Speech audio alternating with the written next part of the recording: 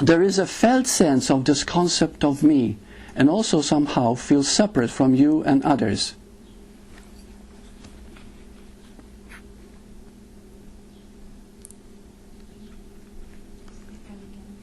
There is a felt sense of this concept called me, and also somehow feels separate from you and others.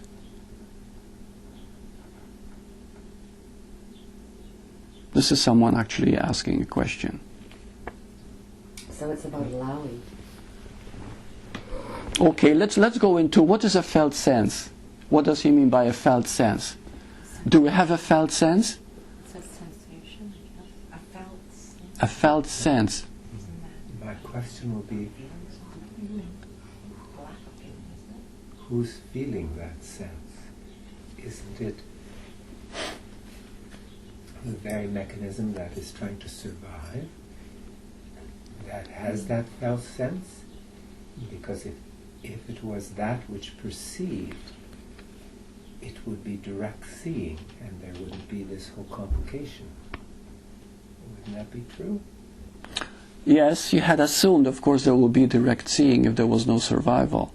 But there is, yeah, it's part of the survival. But even when you realize fully that survival is part of what you need to see, that you're not a doer, everything is being done instinctively, and you go beyond it, there is still a feeling that you are, isn't there? What you are is not, we're not discussing that now, or who you are, but there is a felt sense that you are, isn't it?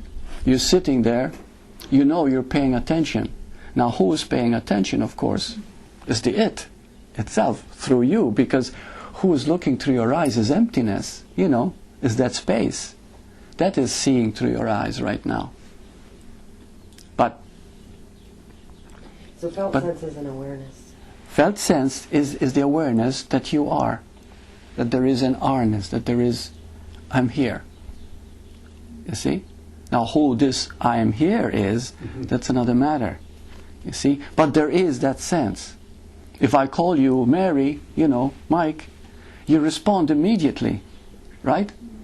No matter if you're a sage or a highly, Bhagavan's status, whatever you call it, pronounce it. If somebody called him, he'd still turn around and says, yes, you see? So that's the felt sense. There's that felt sense of beingness, as if it's coming from a framework of individuality, you see?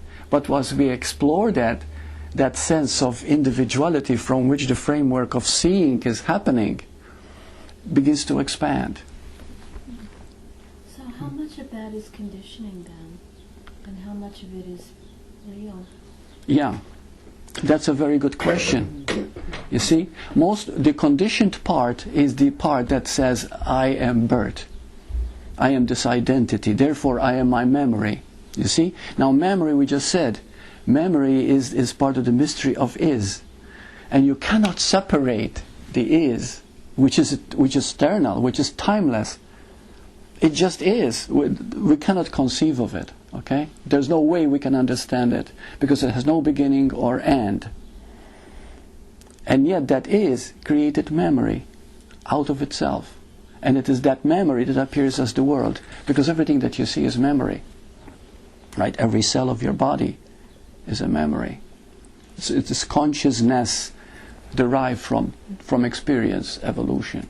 Okay? But you cannot separate the two. So therefore, the is, the space, which now is able to have memory, is able to say, I am. And that is the totality. Right? It says, I am. It knows I am, which is whole, which is complete. When it appears as an individual, okay, when it appears as a form, in other words, it begins to say the first words at 3 years old. It's me, I am. Okay, and it makes it itself. So it identifies with its own name and body and mind. And it was from that premise. So this is the conditioning already, adapting it to a personal me. But as it expands, we find that me never existed. It is that I, that primordial, or what was the word, that everlasting, eternal I of joining of is with the memory. Memory also never begun, never ends. Okay? In the Bible it was called the Word, and the Word was made flesh. You see? So the two are always together, and this is the whole point. And when the memory can say, I am, from that point of view of holistic seeing, that is total awakening. And then you realize there was nothing to know but that space, that totality, that oneness. Because can I ask a question? So yeah. Are you saying that memory encompasses everything, including no memories, including what's before memory? So that if memory is taken to its ultimate conclusion, that one remembers oneself as the all. The all. Is That's that what right. you're saying? Very good. Very good. Yeah, yeah. But memory always is. You see, memory is always there. And without memory we cannot survive. We cannot live. Okay? For example, if I were to ask you right now, start reading or start writing, you do it immediately. But what was it that made you able to read and write? Memory. You see? You speak English. You see? And the reason you do it is because of memory. So it becomes embedded in that part of the brain. But that memory is not separate from that space. But that space, creates through memory everything that we experience. But everything is an appearance of that memory. See?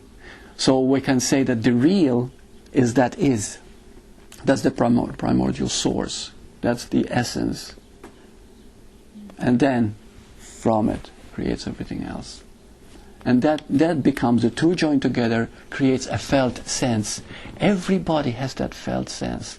And that felt sense, when it's not understood, it seeks a religion. It seeks some belief. It seeks something to hold on to, something to believe in.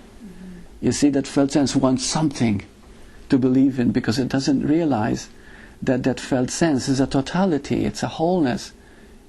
It's not something, it is not a thing.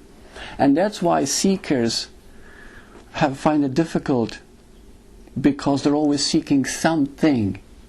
You see, and as long as you're seeking something, you cannot awaken, because the awakening is to the emptiness that you are. You see, which is fullness. See, how many of you see that emptiness is fullness? It's clear, isn't it? Yeah. Can I check in with you with one thing on allowing? Can you read that again? That one. There is a felt sense of this concept called me, and also somehow feels separate from you and others. So then the separateness is the not allowing, because if we allow, like as an example, let's say that I ran into a man, and I'm going to feel separate because I've never experienced that person. Okay. But let's say that there was a magnetic attraction, and it grew, then you open up and you allow, ultimately you merge, right. You realize you're one. That's right. I mean, you can sense that. Yeah. So it's the allowing. So if we allow ourselves to merge, then we don't feel separate. That's right. And if we allow ourselves to merge with it, then we don't feel separate from it. Right. Then it's doing it. Right. So it's all about how much resistance we How put much up. resistance we put up. Why do we resist? Because we're afraid of the unknown. That's right. We're afraid of the is, which is the nothingness, the emptiness, the space. You see? Well, we kind of need security, don't we? We need security. So if there's no And security that in it, is, then we're afraid of it. yeah. Why do we need security and safety? First, it's our instinct. We can't help it.